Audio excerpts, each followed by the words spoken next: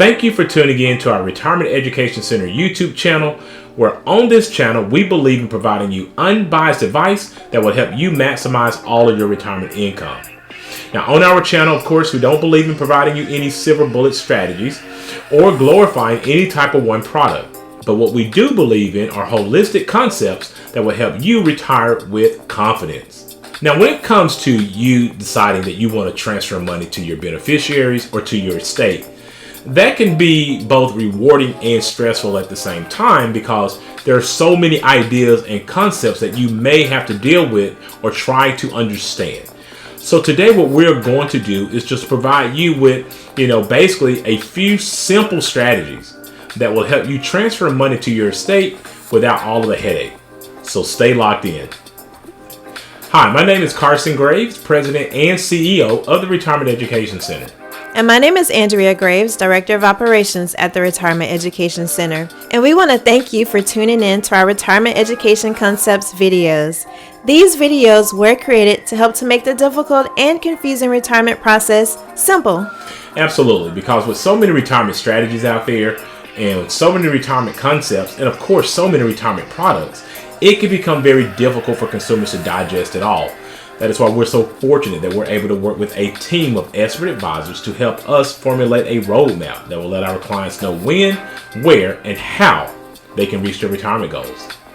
For additional concepts on how to maximize your retirement, please subscribe to our YouTube channel and hit the notification bell to be notified when we upload new videos. Now, Carson, everyone can appreciate some transfer of wealth for many reasons, but with so many rules and strategies available, how can you make it more concise? Yeah, really, Andrea, I can't really make it any more concise other than the fact of providing guidance, helping people stay within their lanes, and of course, helping people understand what my lane is. I may have to send someone to a CPA or an estate attorney, but the things that I can control, Andrea, I can control for my clients, and helping them understand that there are simple ways, depending on their situation, in which they can actually transfer their wealth down to their estate or beneficiaries. Obviously, if you have less, a simple will may do, but if you have more, then more complex strategies will be in the works for an individual with extreme wealth. But what we're going to be talking about today are just some common strategies for the common person, who we deal with a lot of times, a blue-collar person, and how they can actually transfer wealth to their estate without all the headache. But before we do that, there are two rules that we always like to give about retirement income, Andrea. And what are those two rules? Well, rule number 1 is to never run out of money, and rule number 2 is to never forget rule number 1. All right, so let's go ahead and dive into our lesson today to talk about just some common things that you should be thinking about when it comes to you transferring wealth.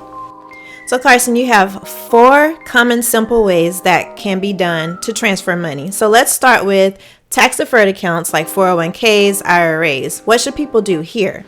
Yeah, basically with this account, and this will actually entail all accounts and everything that you may have as far as investment, Andrea, and that's making sure that your beneficiaries are set up properly, okay?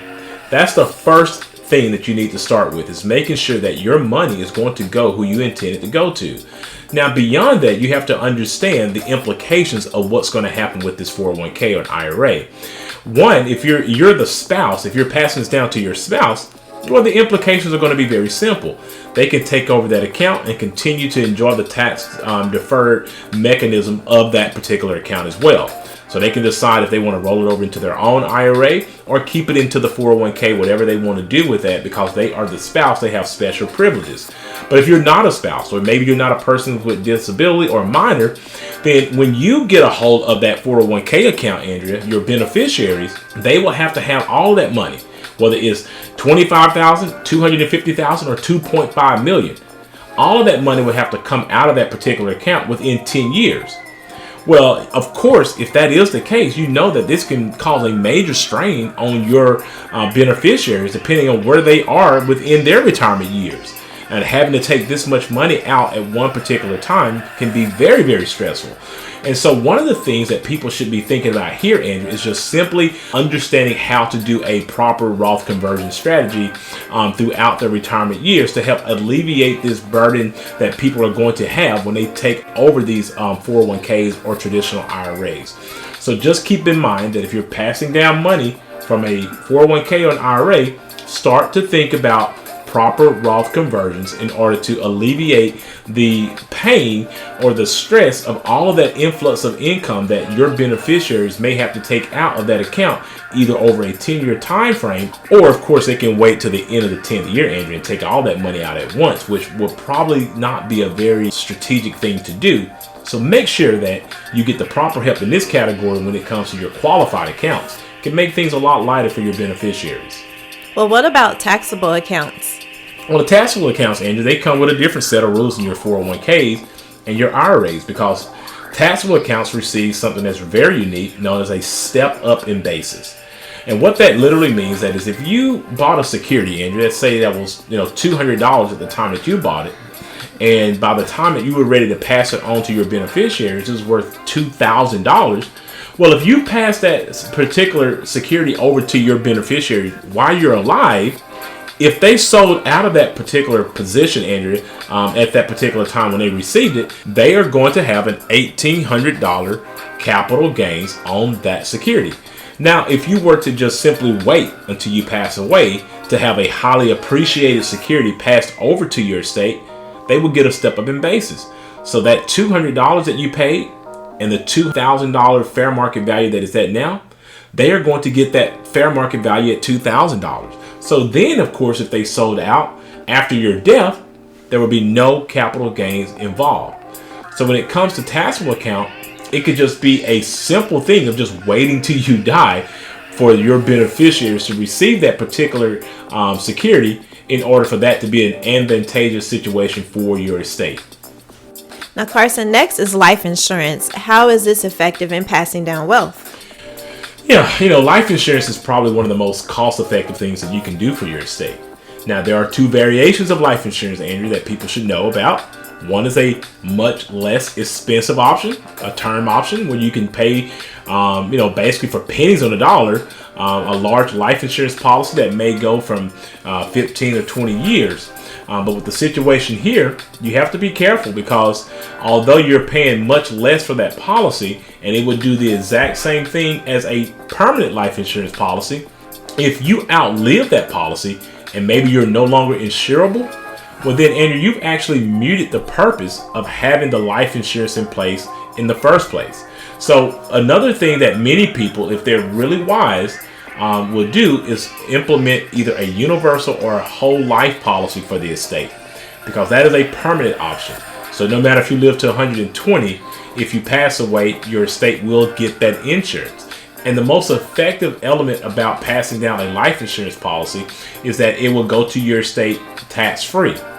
And so if you have an illiquid estate where you may owe estate taxes on certain things, maybe your estate consists of a lot of property or land, well, a life insurance is going to be a welcome element for the estate, because it's going to also provide liquidity for that estate that your beneficiaries can use to pay any necessary estate taxes or administration fees or any unsettled debts as well for you. Well, last are annuities, Carson. Most people don't consider annuities as a transfer of wealth, do they? Well, they don't usually consider annuities as a good tool for transferring wealth because they're not educated, Andrew. Most people frown up at annuities for one reason or another, and that's okay. I think, for the most part, people just should get educated about all products because there really is no bad or good product. You just have to be educated about the ins and outs of it, the pros and cons. But with that being said, Andrea, annuities can be an easy way to transfer wealth and to take assets, out of your estate as well. So just imagine, Andrea, if you have an annuity that's providing you income, and plus, if you pass away, that income could go to your spouse for the rest of her life or his life. And now, if that annuity does not have a remaining interest in it, Andrea, basically saying that if the spouse passed away, that there will be a lump sum available to the estate. If that is the case, Andrew, you've actually removed that asset from your estate while providing lifetime income for both you and your spouse. Now, of course, annuities can also come with a welcome death benefit as well, if you've actually added that bell and whistle to it.